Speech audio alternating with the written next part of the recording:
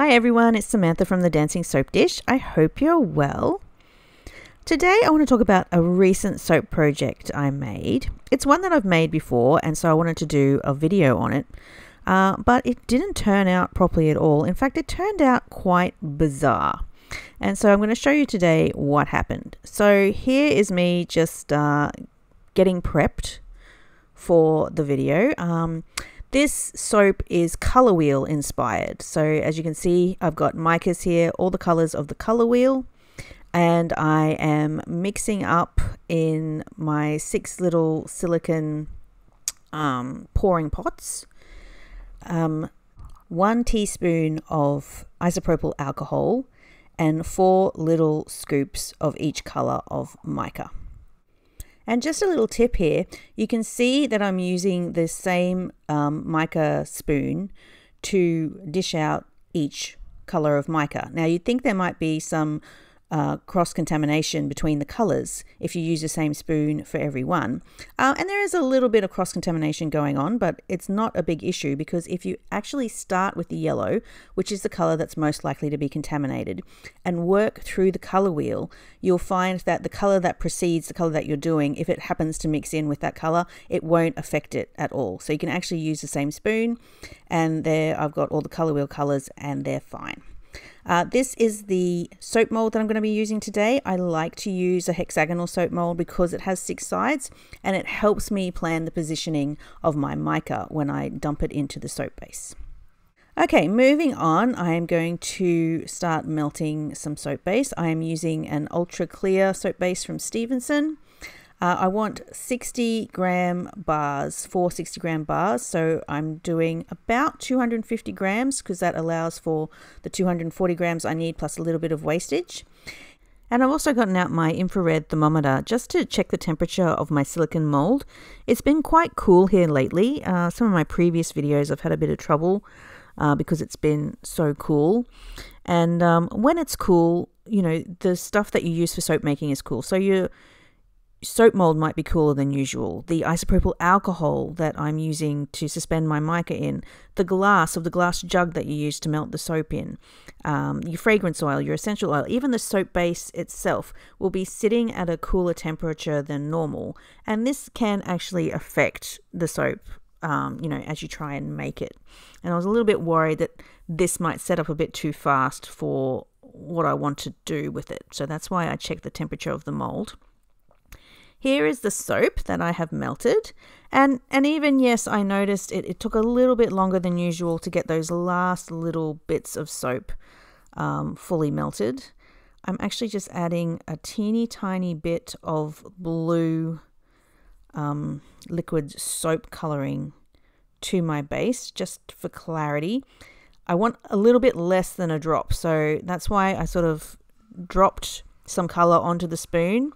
And that way I can control how much I actually add. I don't want to add that whole drop, maybe just a smidge of it. So I'm using another spoon just to scrape little bits off and mix it through.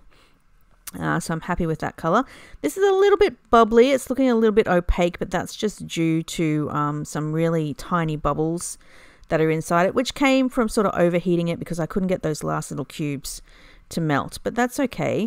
What happens if you let it sit? The bubbles sort of come to the surface.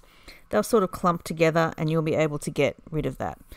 So I'm just adding my essential oil that I'm using to scent my soap, giving that another stir.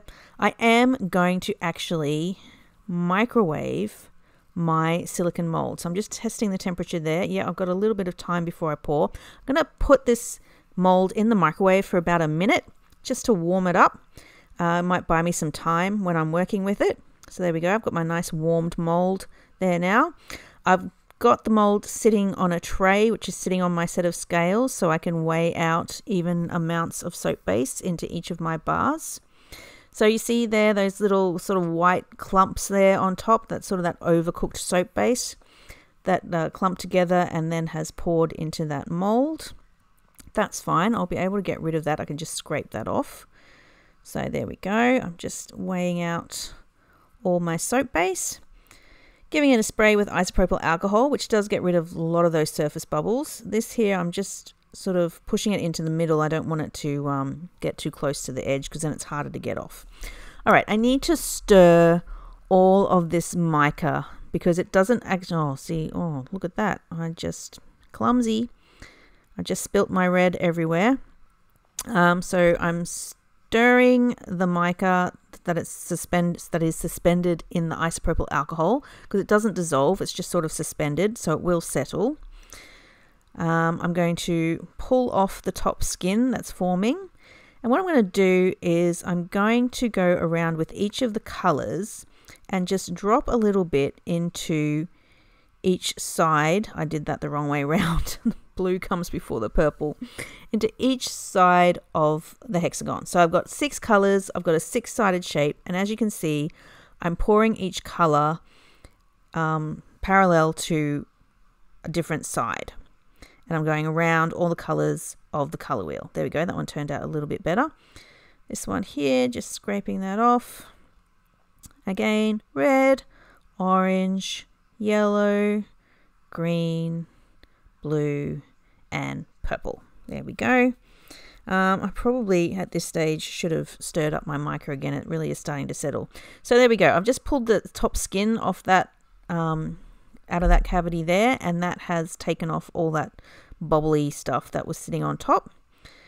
And here we go. The last little amount of all these different colors. There we go. Beautiful. All right, so now I'm just going to let that sort of do its thing and set up. The effect that I'm going with these bars is technically a Petri dish effect. So similar to this one here where you dump the mica and the alcohol into the clear soap base and you get these little sort of wispy striations and stuff like that. And because I've done 6 colors around 6 sides, you sort of get yourself like a little cool little color wheel, which I think looks great. I normally also back it with white. This time I decided to try and go for an effect like this that I've done before.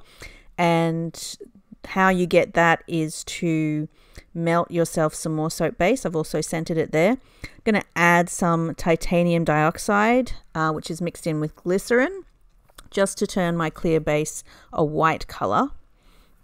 And then I actually add it to a squirt bottle. I use a little squirt bottle to add it to the soap. So this bottle here is what I'm talking about.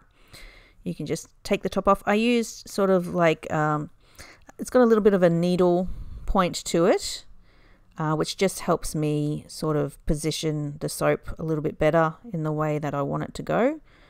More than just dumping it in, I've got a little bit more control over where it goes, and I like to do little spiral patterns. So just a spiral just like this, pouring the soap in.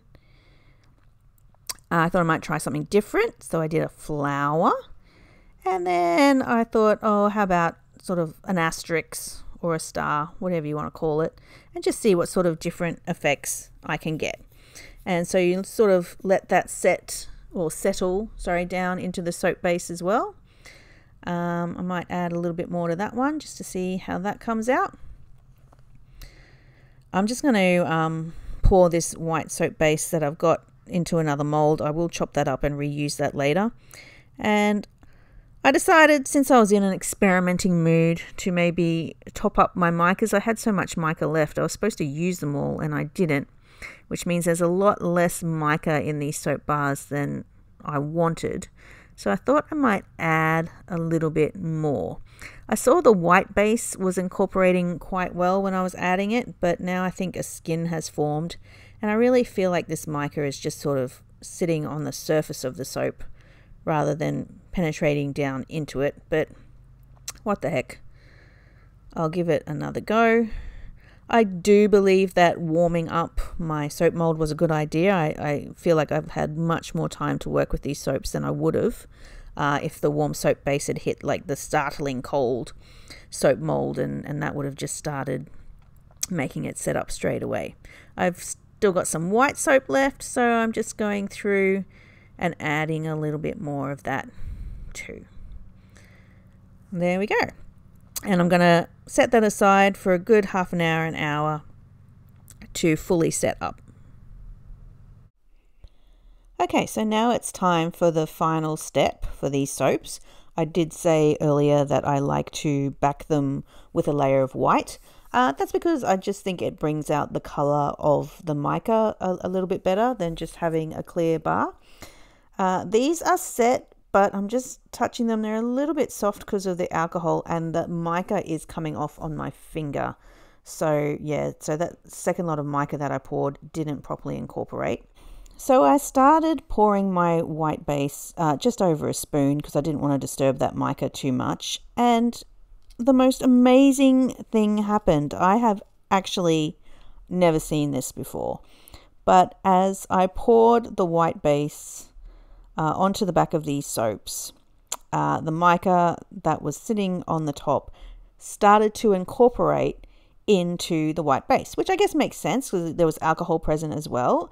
But it did it in these perfect little color wheel patterns, like the pattern that I was trying to get with the mica in the clear base sort of also appeared in the white base. And even as I kept topping up my soap bars, that pattern sort of stayed steady, and I just couldn't believe my eyes as I was doing this.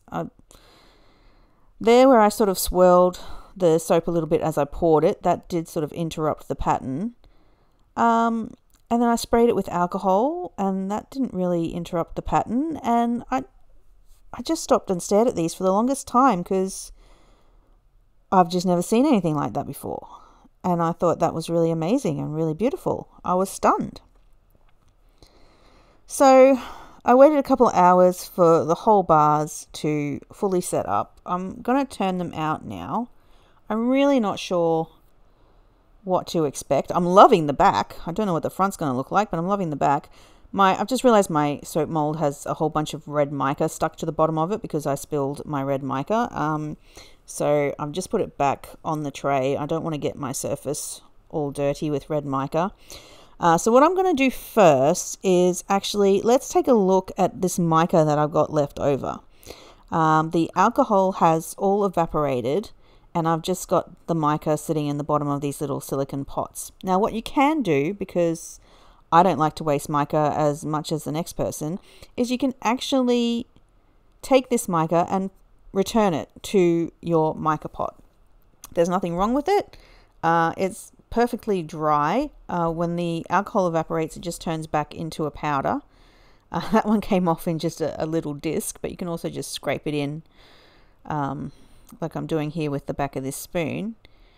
And you can reuse that mica, and so you don't have to throw it away. There it is. It's just gone back into the pot. And that's a really great way so that you don't waste your precious micas and your soap making materials. Okay, so here is the mold full of these soaps. Again, I'm just stunned by what happened with the white layer that I poured there. I'm sitting here thinking if I could, I'm not sure I could do it again if I tried. I'm like, how can I replicate that? Can I do that again? How can I turn that into a really cool bar of soap? I'm thinking back, trying to remember what I did, how it happened. Okay, so I'm going to turn this out. Okay, so this is nothing like what this is supposed to look like. The red worked quite well, but a lot of the other colors are quite absent. On the back, we have a beautiful sort of color wheel effect. But you can see that color is sort of floating on top of the white. It's not incorporated throughout the entire white layer. And we've also got this sort of, the white that I poured in has gone a little bit spotty. And I've got sort of spots appearing. Oh, this one's very spotty. I added a double amount to that one. Wow. Oh, I'm getting red mica on my fingers because it's on the bottom of the mold. So very spotty, but the mica is sort of, in the clear layer, is sort of missing in action. There's not a lot to be seen. It's sort of all, it didn't really settle properly. Certainly there's not color wheel colors happening there. I mean, sort of around the edges. You can see it. That one was the flower that I did. The red, funnily enough, is probably the color that worked best. And I remember I spilt the red. I spilt the red and it didn't have as much alcohol in it as the other colors. So maybe I used a little bit too much alcohol. The red's not coming off onto my fingers. That's fine.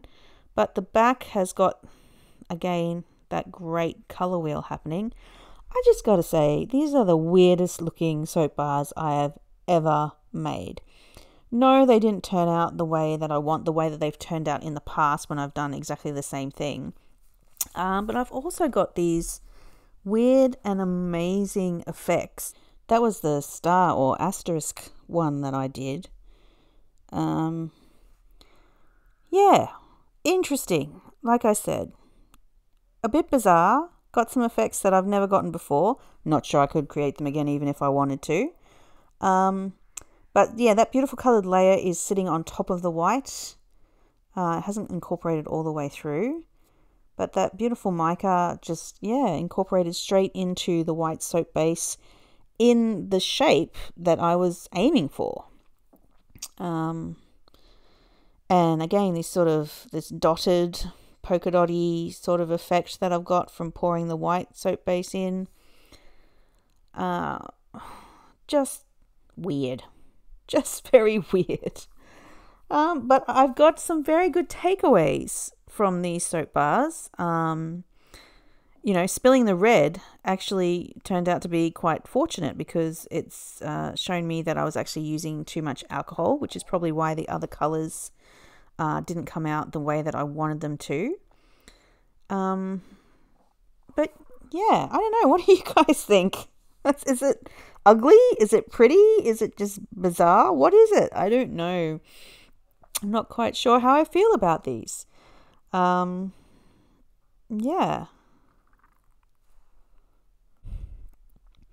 Okay, so I got these bars under some natural light, which is when they truly shine. And I gotta say, I mean, they're stunning in their own way. They are a little bit weird, they are a little bit bizarre, but they're certainly stunning.